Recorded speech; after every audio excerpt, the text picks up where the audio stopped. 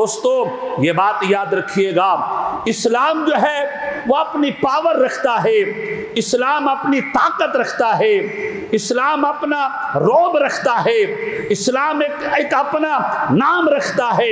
مسلمانوں کے پاس پاور تھی؟ مسلمانوں کے پاس پاور تھی؟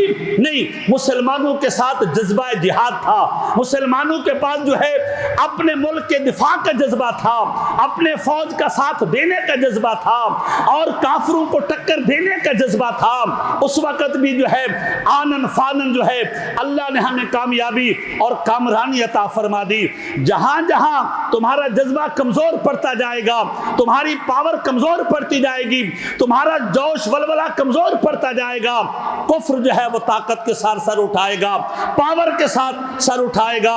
ایسا نہیں ہے، حضور علیہ الصلوۃ والتسلیم نے جب غزوہ خندق فرمایا تھا، آپ نے فرمایا لوگوں آج کے بعد اللہ نے مسلمانوں کو یہ پاور دے دی ہے، یہ طاقت دے دی ہے، اب مسلمان جہاد کرنے کی پاور میں آ گیا ہے، حملہ کرنے کی پاور میں آ گیا ہے، اب کافر تم پر حملہ نہیں کرے گا۔